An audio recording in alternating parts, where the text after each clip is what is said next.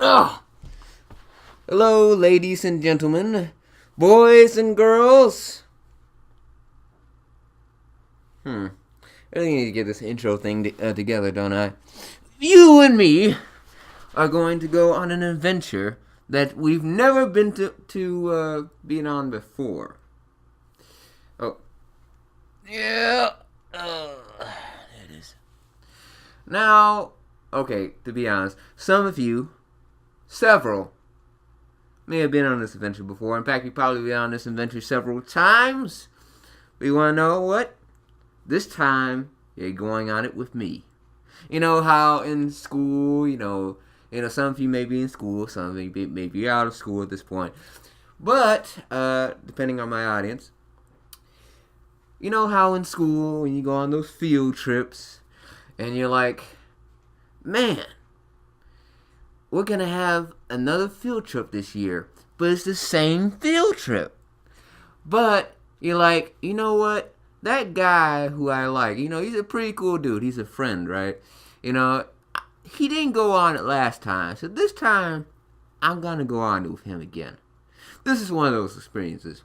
The journey that we're going on is a little journey to what I like to call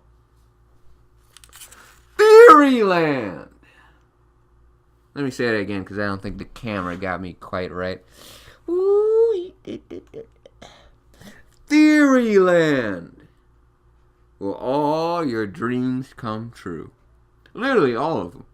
Now, the theory, as you can see from the thumbnail, or I haven't even came up with the title for this video yet, but as you can probably see from the title of this video, it's going to be on My Hero Academia. Yes, and what we're going to be talking about today is the latest, not actually the latest chapter, it's kind of like the sum up of the whole series, but basically we're going to go down to the power of all for one and one for all. Now, I think this writer in particular, this manga artist, he really likes to give subtle hints. Sometimes they're not subtle at all, and we're going to get to that in a second. But he'll actually tell you what powers potentially are, what they can do. And for like an example, and it can be in names, like a Toga, Himako.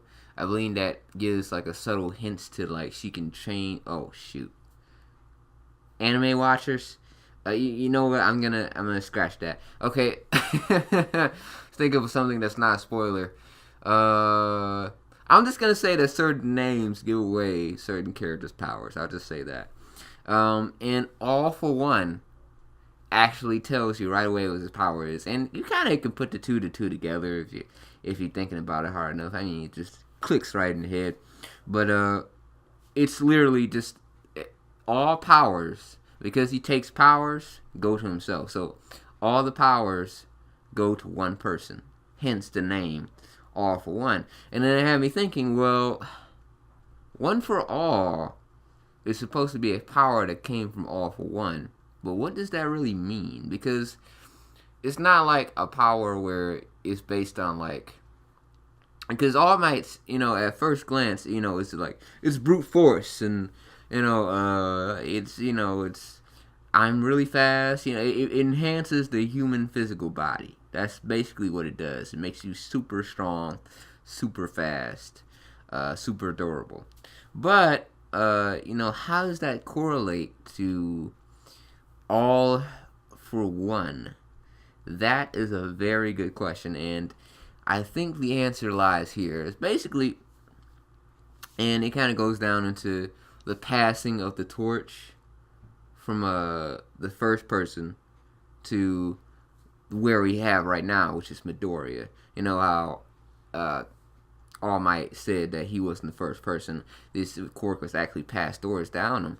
Well, I just thought to myself, well, if it's supposed to be the opposite, what if One for All is actually a quirk that actually sends out different quirks to everybody?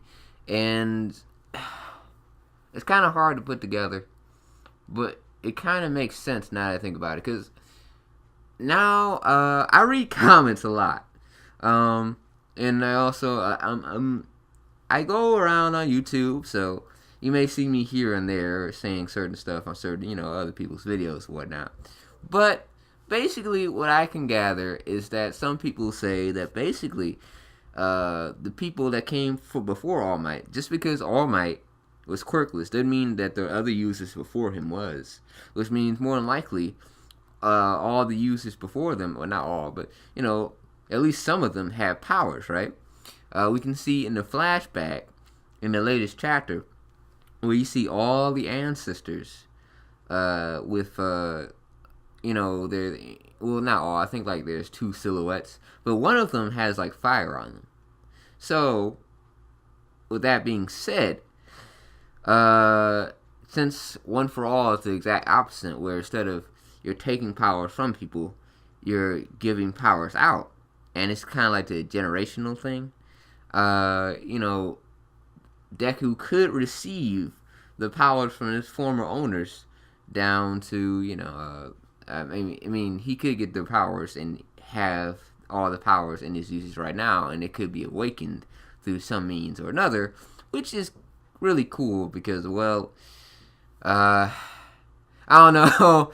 Like, I feel like once Deku actually manages One for All, it's really hard to see where the series is going to go after that, because then it just feels like he's going to be like a huge, just like, a person with like raw power, and which can basically blow anything out of his way.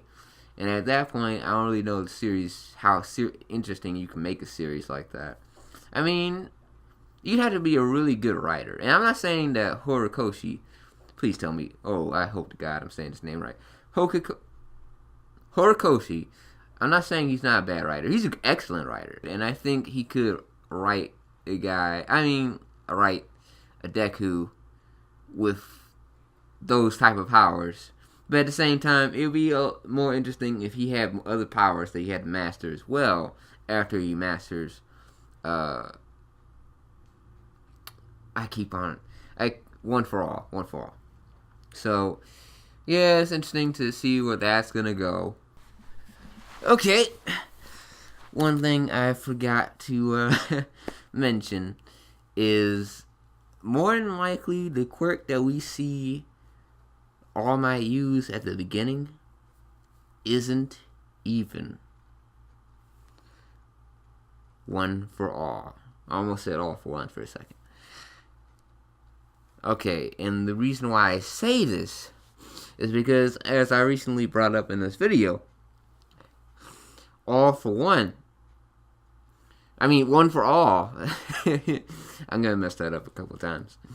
One for All is a quirk of passing down, quirks. Like, it's not just one quirk, you're passing down quirks, period. So any user who had those quirks before, they're passing down the quirks. So if that's what the quirk of One for All is, then what All Might is using is completely different. And personally, I don't even think All Might knows that. I think he honestly thinks that's like part of the One for All dish. That's part of the deal. You get the Happy Meal, and it comes with the burgers and fries. You may have a milkshake, you may not. I personally would.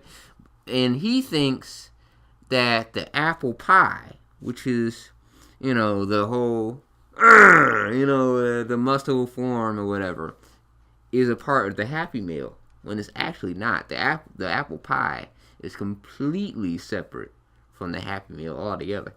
Yeah, so he's actually paying extra for his meal. But that's fine, because who doesn't like apple pie? I mean, come on. I love apple pie, especially when you put cinnamon and, okay, I need to stop. But, ooh, and icing on apple pie, too. But anyway, so we don't even know if my theory is correct. We don't even know what All Might's true power actually is called. Okay?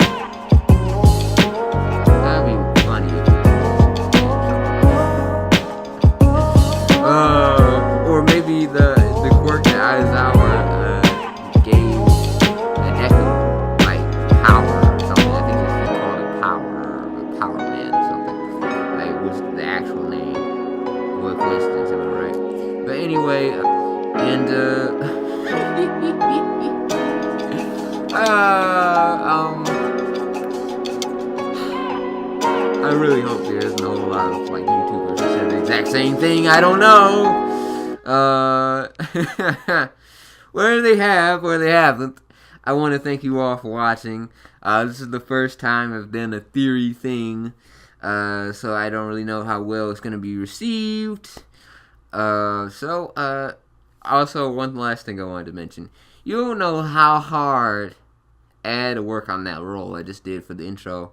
It's a lot more uncomfortable than I thought it was going to be. I thought it was just going to be smooth. But really, it's a lot more uncomfortable than it looks. Thanks for watching. This is Storyteller signing out. Keep the stories a rolling, people. Keep the stories a rolling. Oh. Oh.